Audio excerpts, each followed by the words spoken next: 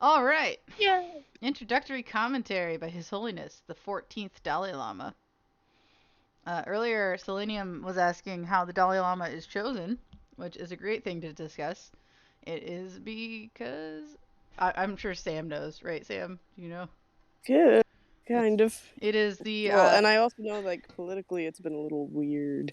yeah. We're not gonna talk about that. We're gonna just Yeah. go with a simple, straightforward definition, which is that senior practicing monks have spiritual visions and go on a quest to find the child Dalai Lama, who is the Yep. successor of the Dalai Lama throne.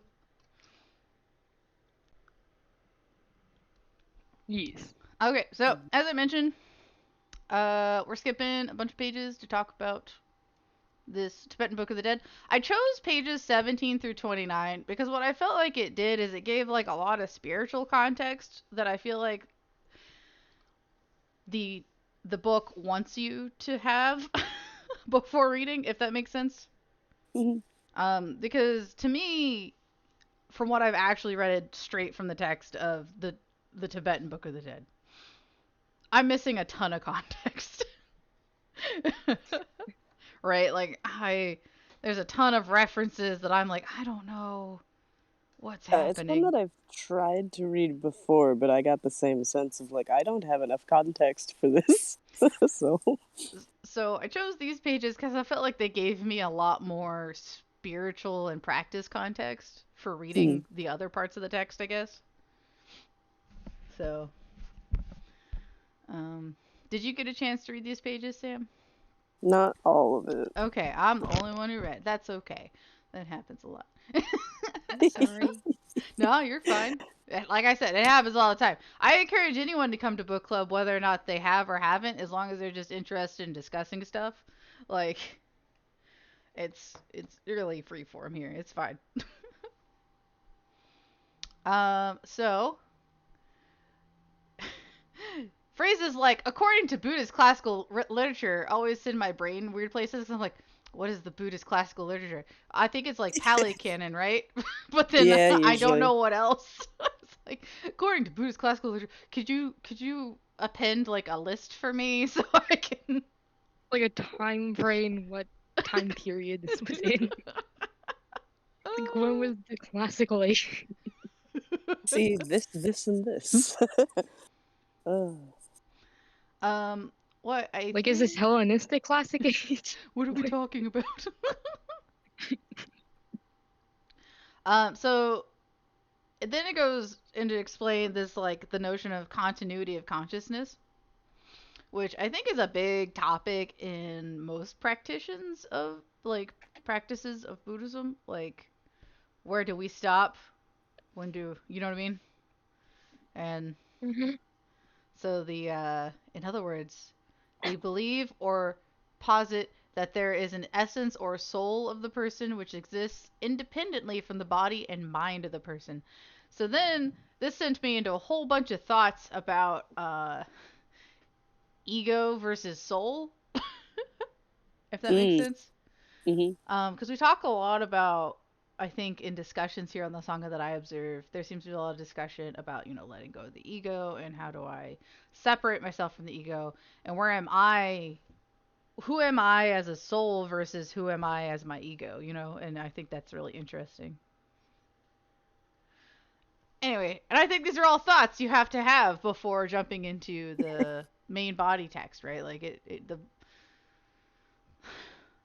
although it's funny because in the Tibetan Book of the Dead, you don't have to be a practitioner to qualify as somebody who can read it to someone on their deathbed. You just got Huh. to be somebody who can read good. Like, that's it. That's kind of interesting to me. It says it literally in the text. If you don't have a fellow practitioner or a teacher to read this to you, anyone who can read out loud will do. Store bought is fine. Store bought is fine. Like, Just find some random homeless guy on the street and tell him, you hey, read this could. book for me. You could, and that would be totally within within the realms of what's acceptable practice. And I think that's hilarious. Not that it should be, I don't know. I want humor at my deathbed. I would like it if I could make people laugh or smile one last time, like that would, anyway.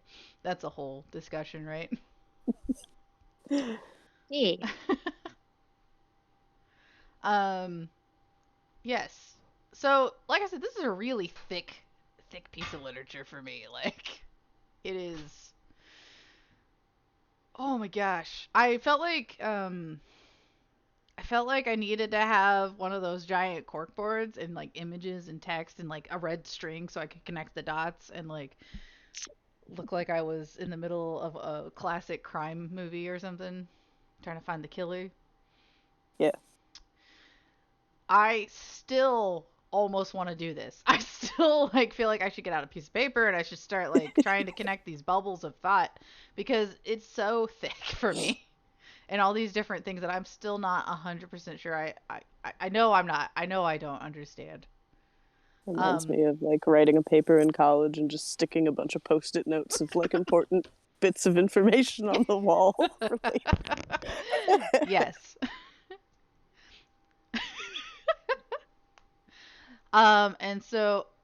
And then it talks about this Prasangika Madhyamaka. I butchered that pronunciation and I apologize. Philosophy. And this is where, like, oh yes, I understand this. This sense of self is simply a mental construct, a mere label given to this cluster of dependently arising mental and physical events. Independence on their continuity. Yes, okay, that makes sense to That's me. very familiar. That's familiar. That's a familiar nugget of and train of thought I can follow. Um, and then it talks about highest yoga tantra, which I'm not. I'm gonna Google it real quick. So tantras are known as this long word I can't pronounce and are meant for practitioners of the highest ability who do not rely on external activities. Okay. While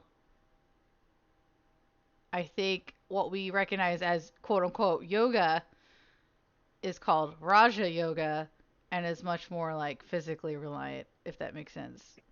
Mm-hmm. As far as I can tell. Obviously, grain of salt on what I have to say.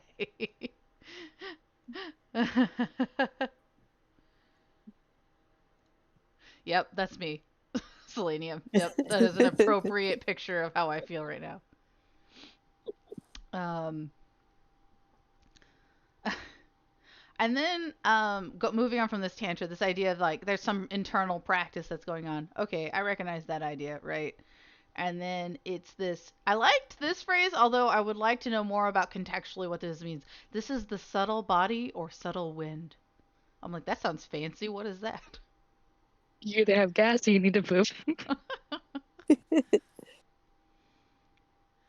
um. Oh, here we go.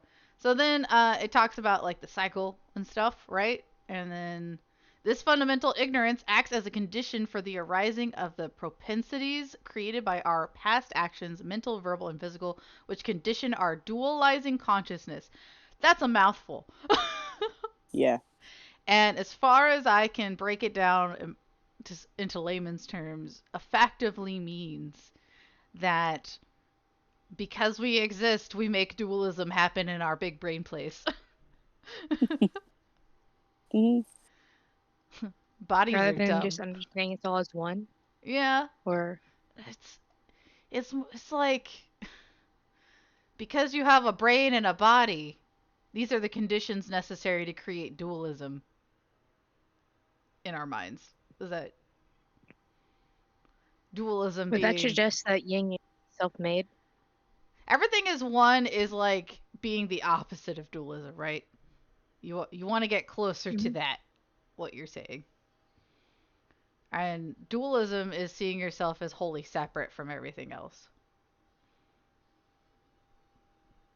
Approximately. Does that sound right, Sam? Yeah. Okay. Yeah. And Dualism is like holding two entities or concepts or ideas as wholly separate when they are actually, one and the same, two sides of the same coin, like mm-hmm. interdependent. And so what I get from this text is that by existing here as we do now, in this way, it is like the perfect breeding ground for this dualism. But Yeah. is also Because we considered. experience things individually, we're then conditioned to think of ourselves as individuals. Right. It's kind of what I'm getting from it. Yeah. And so, but then it sees this all as a part of the way that we mature towards this rebirth or these opportunities to enlightenment. Okay. And so, in this context, the Tibetan Book of the Dead is the in between, right? It's the in between moments. And so that in between moment of death and rebirth is when it comes into play. Okay. As far as I can tell. Based on these texts.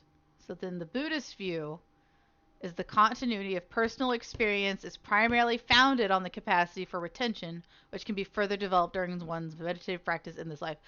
That's also another mouthful that I have effectively summarized in my brain as because if you meditate good enough, you remember everything better. And you want as much memory as possible to go with you to the next life. However, this can be an issue if you get a type of illness or disease or disorder that causes degenerative issues in the mind or memory. So like dementia and Mm-hmm. Alzheimer's. Yeah. And this is kind of, I wouldn't say that they don't go quite so far as to like frown upon it versus the sudden death that can happen when you're younger. Mm-hmm. But it does seem like they kind of see it as more of a tragedy, right? To lose your mind in that way because it's much harder to take those memories and characteristics with you into the next stage. I had a great grandma who had dementia. It's really sad. It is really I sad. remember how she died. They're getting some really interesting research going with that, though, as a tangent that I think, and I hope that by the time I am potentially having dementia, they will. Yeah, my great grandma recently passed of Parkinson's and dementia. Oh my goodness, my condolences. Yeah, Parkinson's is real rough. I think this past summer. So. Oh, that's got to be hard. I'm sorry, Sam. That's okay. I know, it's sad. Things hurt. Life hurts sometimes. Yeah.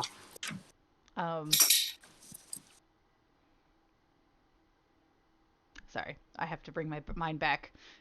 Sorry. That's fine. I just like was going on a whole thing in my brain, and it has nothing to do with anything. So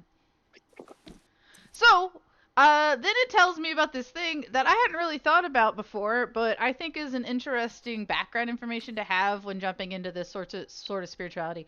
I know many of us in the server, at least myself, I know, don't live in a very spiritual state of practice when it comes to Buddhism. It's very, I apply it very practically to my life, I suppose. I don't know how to phrase that well other than I don't have a lot of thoughts centered around the more like the realms or, right. The deities that may or may not be. I think that I've done this. I've in discussion before. I've talked about my belief of the overlap between cognitive behavioral therapy and Buddhism before. And yeah. I'm often tying those two together in my mind. Well, yeah, for me, I did dialectical behavioral therapy, and that has a lot of its core concepts around mindfulness. Yeah. So anyway, just as like a similar material, but yeah. So there you go, some background information where I'm coming from and where you're coming from. I don't even really Sam. come from a mindful household, really, I would say. And, well, I try to be mindful. At the same time, there are just so many things that aren't available to me, I don't think your household has to be mindful. In many ways, My interest in and my practice were influenced heavily by my friendships, and also out of necessity. So growing up, I know that I had, I usually call it an R-rated childhood, just to summarize. And so these practices that I discovered through my friendships of people who were interested in psychology and Buddhism, that I was able to bring in many of these practices in a way that I think ended up saving my mind in many ways. Um, so I was like therapying myself years before I actually got to see a therapist. Mm. And so I'm very grateful for that. And it has continued a long standing interest in these practices in me as an adult. Mm-hmm. To come circle back to the what's going on in the text, I am usually very interested in what are the more spiritual aspects of Buddhism as like on an intellectual level, like what are other people seeing things, how are they approaching the text, and so then I'm presented here. Apparently, there are three realms: the formless realm, the form realm, or we're in like the desire realm.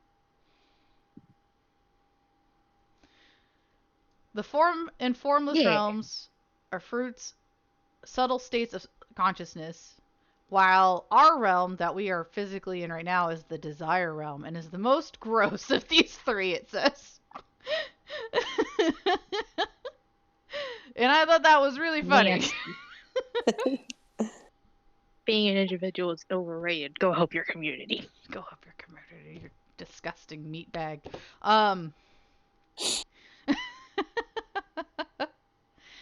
In the Buddhist view, therefore, it is the nature of our habitual tendencies that generates our future existence, driven by the natural law of cause and effect. That's another grain of like, oh, I recognize that. So always nice to see a familiar friend turn a phrase in a dense text like this.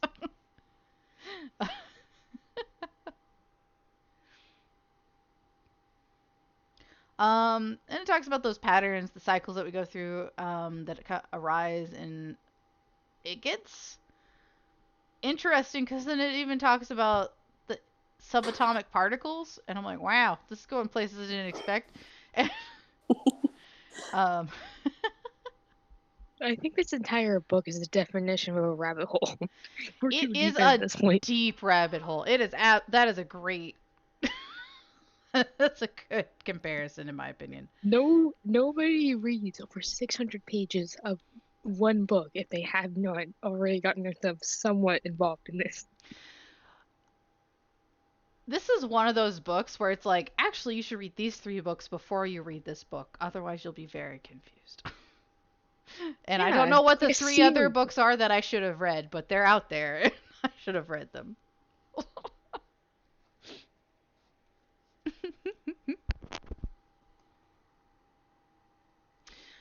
For example, we know, of course, that certain qualities of sensory perception are dependent on the physical constitution of the individual, and that when the physical body dies, the states of consciousness associated with these sensory perceptions also cease.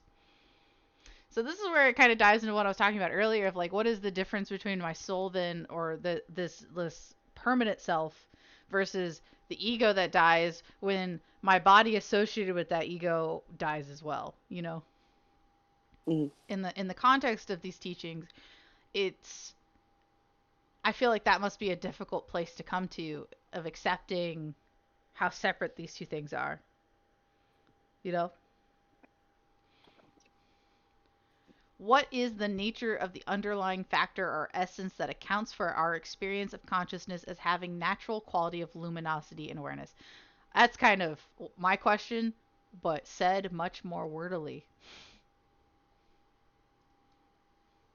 Approximately. Although I love the word luminosity.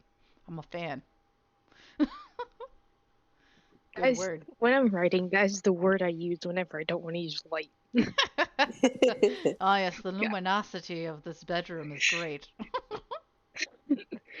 The luster on the walls echoes off. I don't know. Material things come into being based on other material entities. Yep, that makes sense. Like luster. Yes.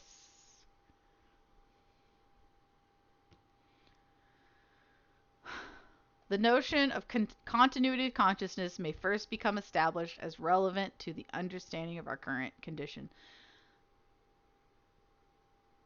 That summarizes my feelings of a lot of this, of like, we have to understand how important that consciousness is to, I don't know, there's just a lot of connections here. Like I said, this is where we get into that, like, the red string theories, right? Like, or I need to, like, all right, we gotta start here, and then we're gonna connect here, and then we're gonna go here.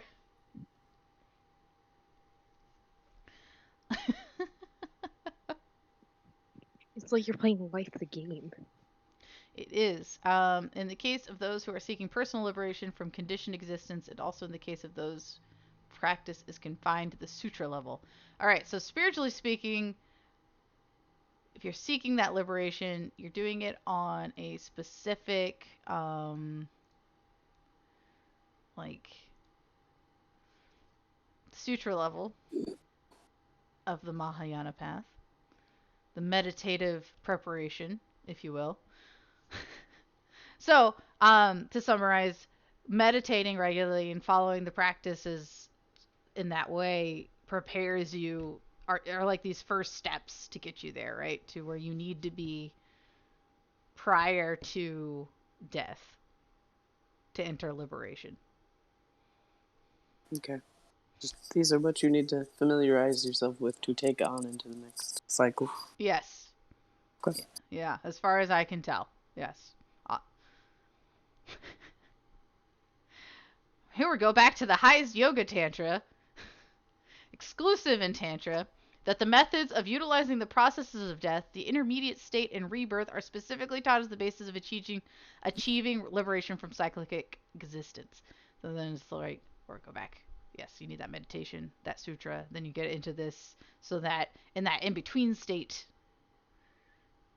Anyway, it's a lot. Enables the individual to attain complete Buddhahood within a single lifetime prior to the moment of death. That's cool. If this is your jam, if this is what you're vibing with, I think that it speaks. It can be very hopeful, I think, for the practitioner who feels that they are going to follow these tantras, you know. Mm-hmm. But it is all preparation for a more developed future rebirth. If you don't manage Buddhahood, or if you do, I haven't figured out why you get reborn. Well, to me, it kind of seems like if you fully kind of commit yourself to attaining that Buddhahood, then even if you don't, like, the cycle continues, but you have that. Like, you have like more prep Like, for the next practice time. and experience, so that perhaps the next time, like, yeah. Well, that's well, isn't that the belief of where you get like, I'm an old soul, like, Yeah, I I think practiced so. really hard in my last life. That's why I'm so wise now. That kind of sensation, right? And I don't mean Yeah. to sound dismissive, like Selenium, if you do, or if those who, like, other people might take this much more seriously. I don't want to seem dismissive. It's just not my practice, So No, don't worry, don't worry. I think it's I think interesting. we have this. I think we should have this approach to much more religions. Where like we understand it, but at the same time, it's not like we need to say things in a certain way. I think we We should need just everyone to spit adhere out our exactly opinion. to We this. must adhere precisely. Yes. And if we disagree with something, we should be able to say that. Yeah. You know? Yeah, but that's its own discussion, isn't it? Right? Like, what's the difference between disagreeing and being disrespectful? And so finding that Yeah. balance. But everything's about balance. Oh. Anyway. I made a joke. There was a Oh. gong in my mind. And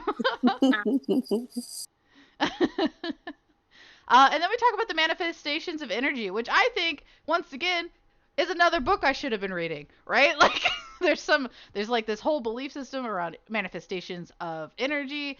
A word that looks like it's either pronounced lung or lung, rulung or lung. I don't know if the R is silent.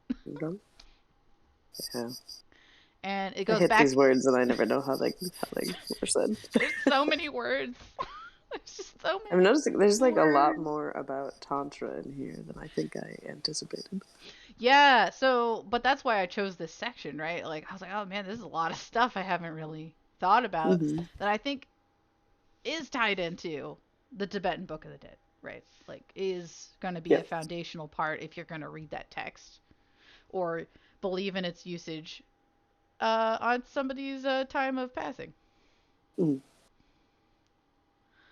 Um, Additionally, if you don't remember from last week or you weren't here last week, the text itself states you don't even have to, if you didn't make it to their bedside at the time of their before they passed, you can just go to that bed and read it there after they're gone, and that also counts. Just so you know. Okay. Just as a heads up, in case you don't know that, or somewhere that they spent a lot of time. So like if they had like a I don't know, a tree house they spent all day in, you could go sit in that tree house and read the text to them, I guess. Mm. It's very interesting. It has, I think there must be more intent behind it, but it definitely feels like something that could be very soothing to the people left behind Yeah. rather than, I don't know how much it would actually, even if I was like 100% on board spiritually, how much I think it would affect somebody who has actually moved on, you know? Right. Well, it sounds like maybe the concept is that like they haven't fully moved on yet, like that in between, that Yes. transition. So Yeah. in that way, it makes sense. And I do think like a lot of times with different religions, you see these kinds of practices, and Mm-hmm. it is definitely as much for the person who has moved on as it is for the people left behind. Yeah, So definitely. Yeah. Do, do, do, do. The achievement of perfect Buddhahood entails the actualization of the three dimensions or bodies of Buddha. More stuff I didn't think about before. That's up here. I didn't highlight it. I just remember it. um, so then it talks more about these, gives you some new fun vocabulary words if you're interested, and about the fruitional state of the perfect resource. Then, from this state, one assumes a grosser physical existence culminating in actual rebirth, as in our normal waking experience. This mode, in its fruitional state, is the Buddha body of a man emanation.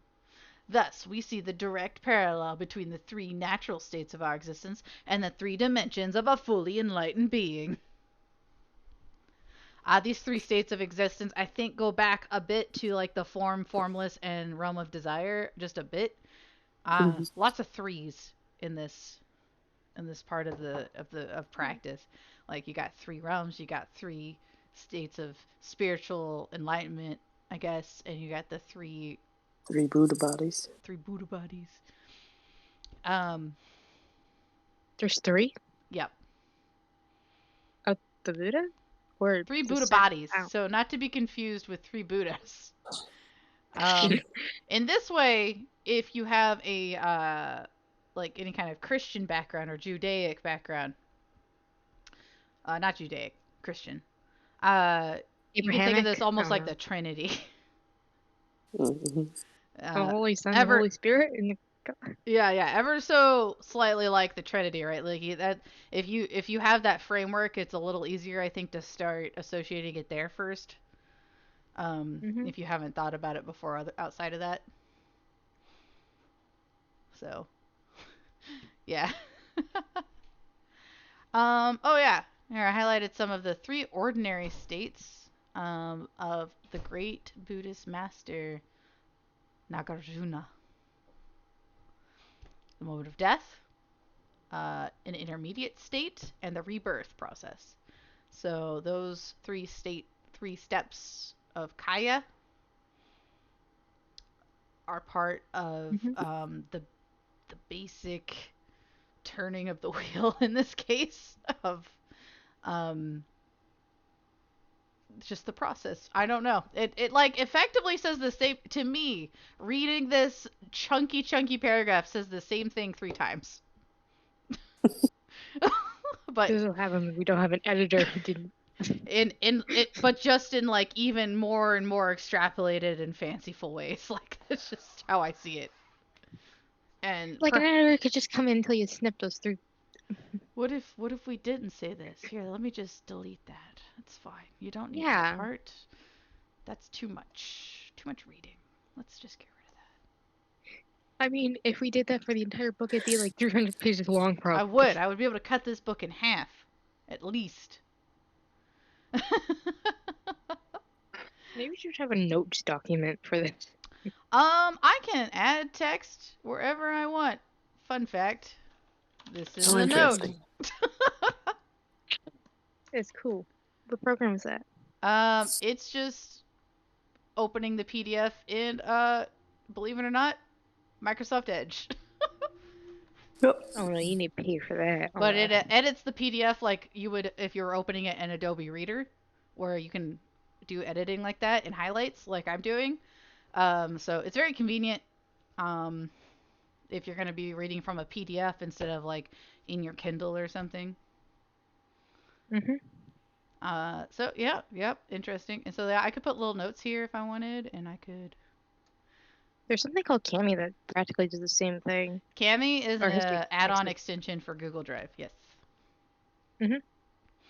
But this saves my notes too. These are highlights, obviously, from earlier. So. Yeah. I don't know. Good enough, right? I'm fine with it. Yeah. It gets the job done. I'm not overly. I don't know.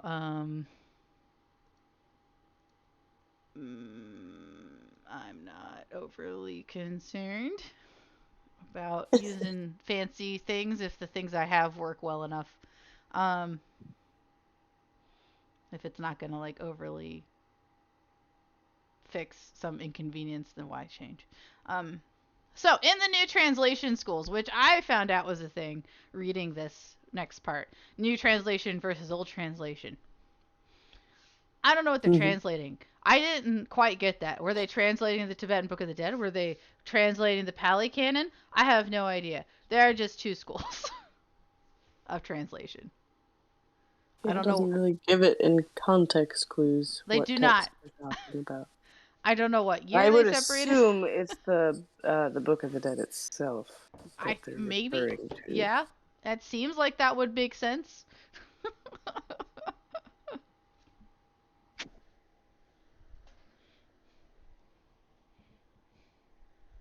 If I knew what these other 3 methods were, maybe I could like look it up. Yeah, we got Maha Yoga, Anu Yoga, and Ati Yoga. So these are divided methods of some kind of yogin practice. I'm at my computer now, so maybe I will try to look this up really quick.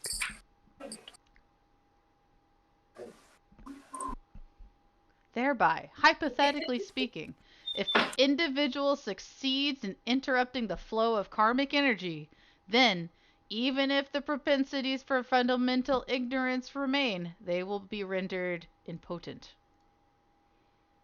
So, if you yoga hard enough, even if you are dumb, you will get to some point of enlightenment. Is kind of what I'm seeing. I mean, Buddha wasn't exactly studying trigonometry and a bunch of chemistry that we know today. Fair. So, Nyingma is literally translated means old order, and it is the oldest of the 4 major schools of Tibetan Buddhism. So this isn't referring just to translation of the Book of the Dead. I think it's translations of like many scriptures from Sanskrit to Tibetan. Oh. So that's good to know. So the Makes me feel separation, like I need to read a lot more things. But yeah, telling you, there's like a whole list of books to read before ever reading this book. Mm, So it sounds like old translation would be probably what was like initially the translation of the Sanskrit to Tibetan, and then mhm. at some point they're like, let's translate it again, but better. Right. Yeah. Which we see similar divisions once again if you're from a Christian background, in Hmm. the churches of Christianity, where like you've got your older uh, like King James translation versus a ton of more recent translations, and there are people who are purists for those early Right. translations. This one is the only right one. This is the only right one.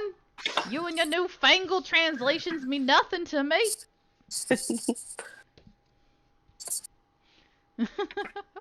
Something that annoys me in my history class was that when we were learning about Buddhism, Mhm. I already knew most of it, but what we were reading was way different from what the way they were teaching in Christian classes. Like they were actually teaching the history along Mhm. with many apostles. Mhm. And with Buddhism, they're like, they believe in the Buddha, whatever.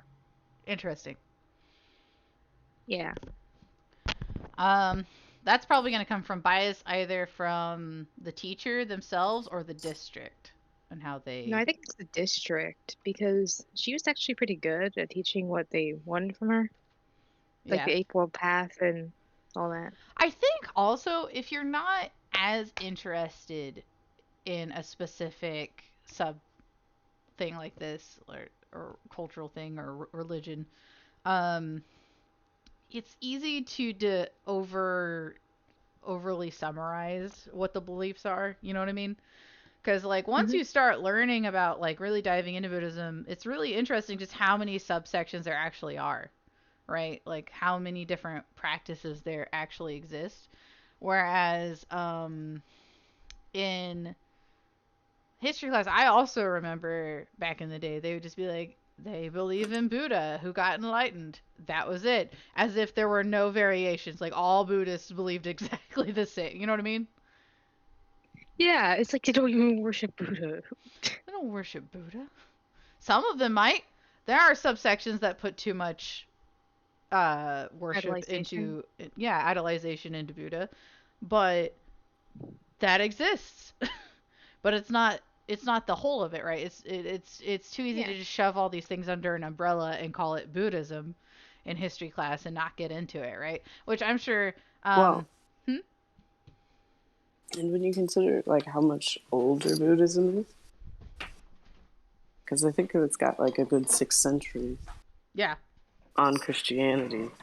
So not only are we more familiar with like the history of Christianity, but we're looking at a broader scope of history when discussing Buddhism. And yeah, I think Yeah.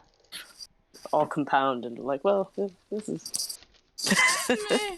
this is enough information, sure. This is Yeah. enough. Which is wild. Like you said, with how old it is, it's Right. you Yeah. really are just gonna leave this at 3 sentences and move on.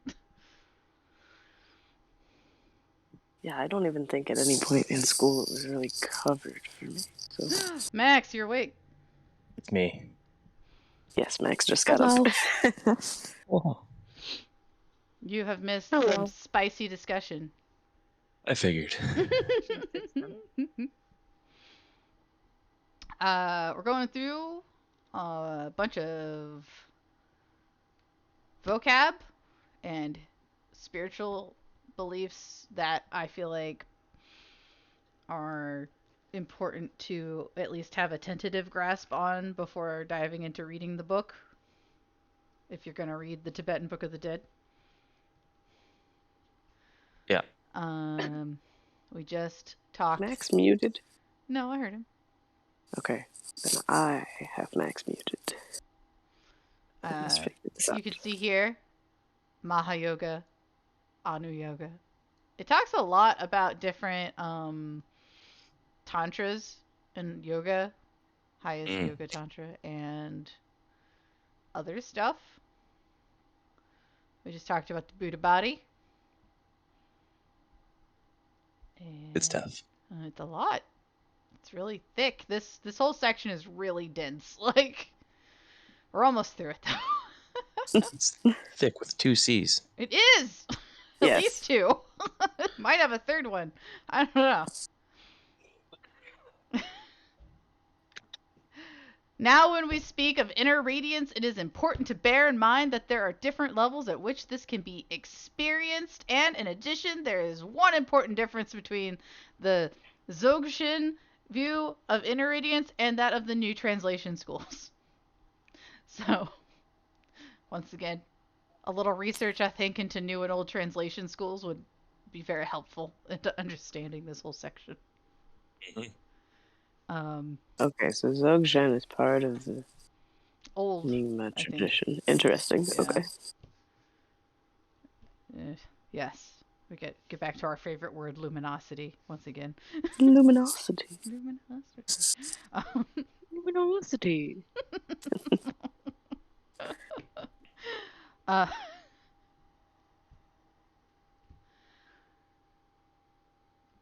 okay.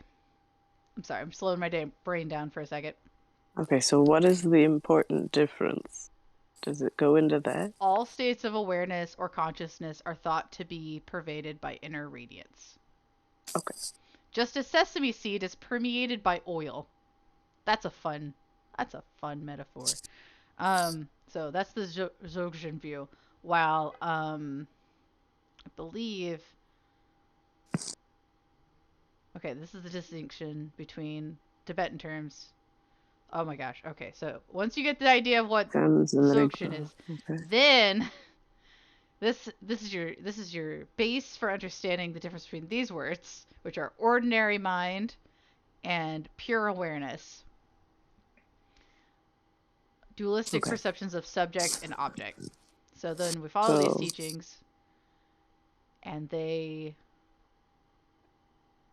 Okay. Inextricable union of emptiness and luminosity. So everything's you're just smashing it together, I think.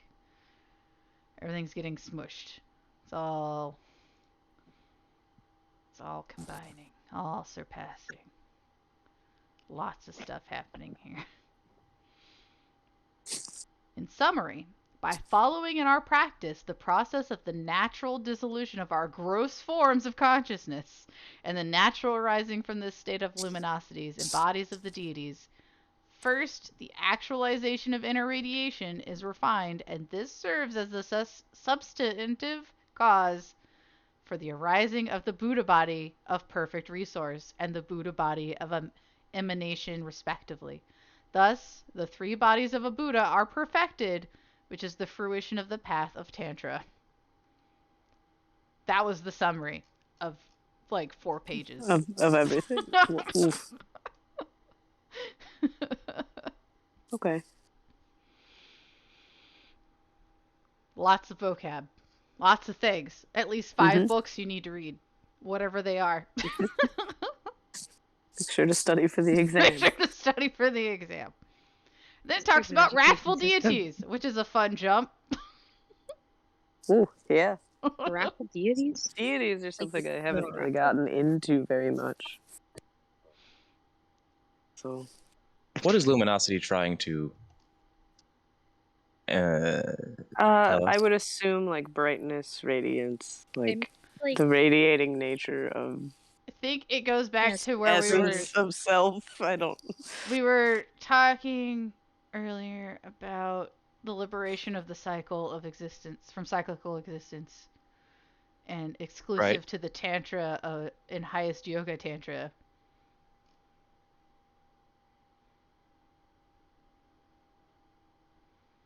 What is radiating? What is providing light? The soul. Our soul. Tentatively, I want to say the soul. Because the whole Anatta thing. You have missed a lot of introductory material. You have missed so much.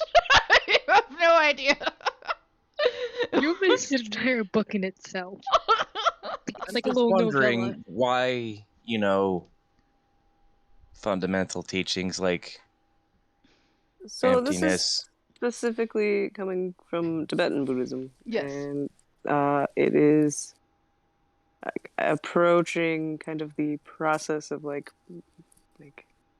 moving someone on to rebirth Yeah. through that lens. And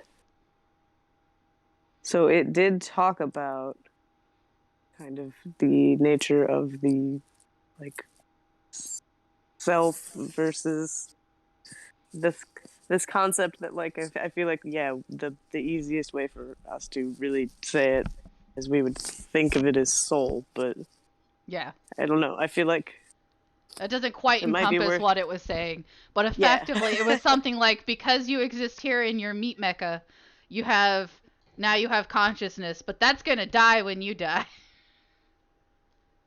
But the other thing is gonna keep going. That's how is this not like more or less blasphemy though? Like, is it not interior or antagonistic to the premise of no mind, emptiness, anatta? This was written I by the mean, 14th Dalai Lama, and you're questioning it. yes. It's a different bias. What, you gonna burn the Pope next? I mean, I would if they said some stupid shit. I agree with what Selenium said earlier, of this just being some weird rabbit hole of thought. Like, Right. This seems So like it's winding itself up for no reason. kind of. I mean, a lot of it is presented here as an exploration of what it means to have consciousness. I yeah, think like that was one of the first things highlighted at the very start of the introduction. yeah, So it is going into a lot of the different like ways that consciousness and rebirth and like what is a self like is thought about, but particularly through the more like spiritual side of mm-hmm. kind of Buddhism, which like you know I know you and I, Max, aren't usually like thinking about like the deities and the realms and everything. So we talked Yes. about that as well earlier. Like, Yeah. uh, I actually don't know that anyone in this current chat is super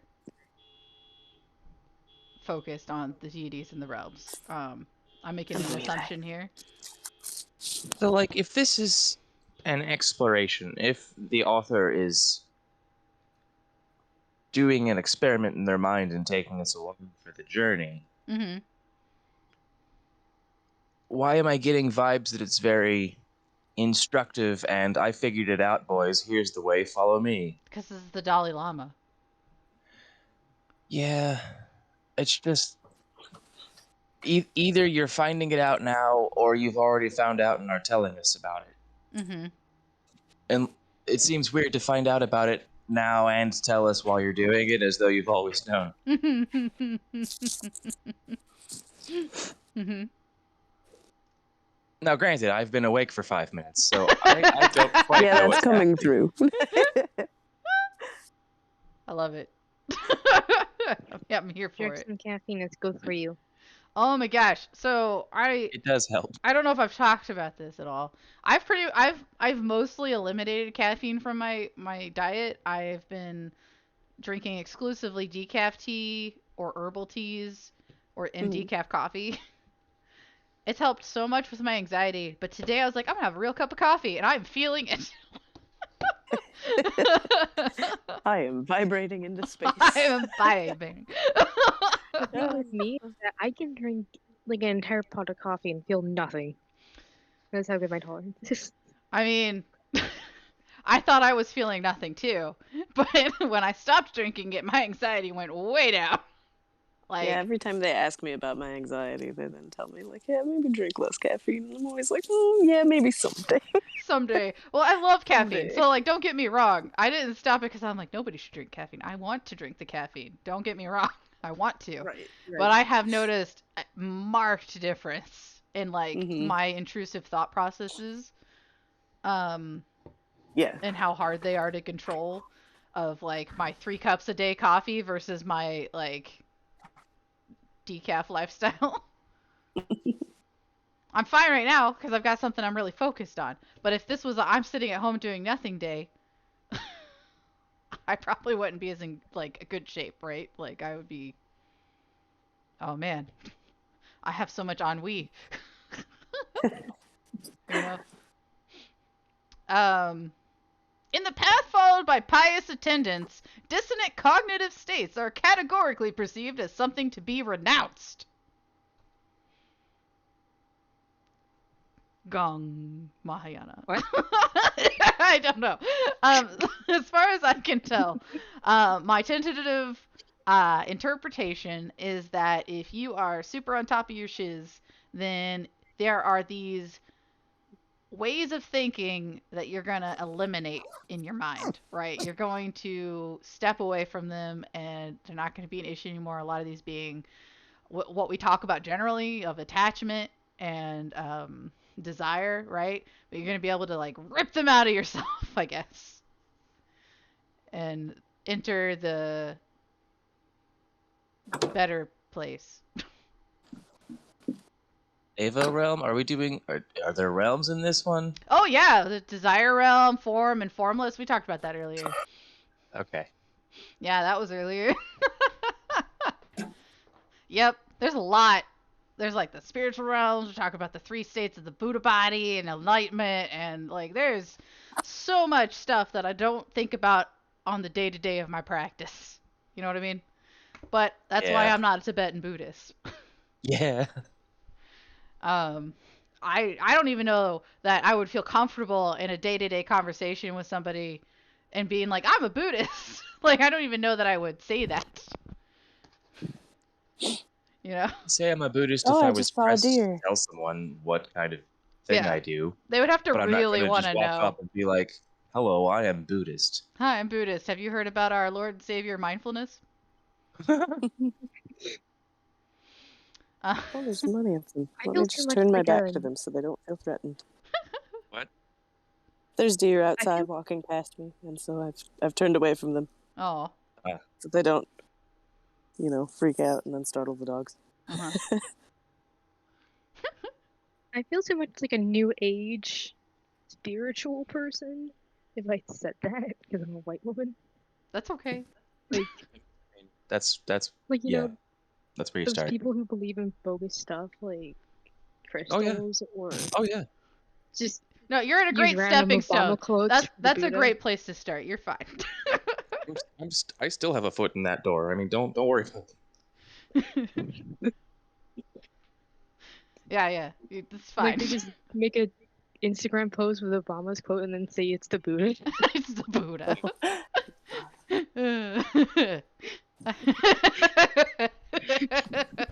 Misattributed Oh, quotes on the internet. What are you talking about? I'm here for it. That's cool. Buddha saying my fellow Americans.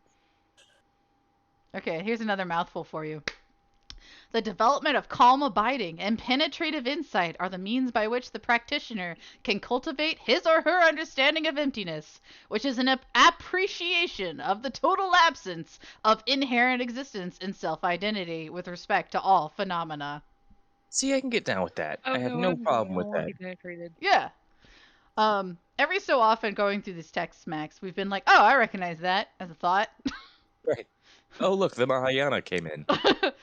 Can we just delete a bunch of the surrounding text and Or give it like 50 times more context. Just Right. footnotes everywhere. I need more footnotes or less of this. Less whatever the Footnote for else my this footnotes. is. Understanding of emptiness is presupposed by the tantras. So to get into the tantras, you got to also know these things of emptiness. That's good to know. Then we go back to the Dzogchen. Dzogchen. I don't know how to say that word. I like Dzogchen, but I don't think that's correct. Like a good hard G. Dog chin. Dog chin? Chin of a dog. Dog chin. I do. All right, that's good. Um,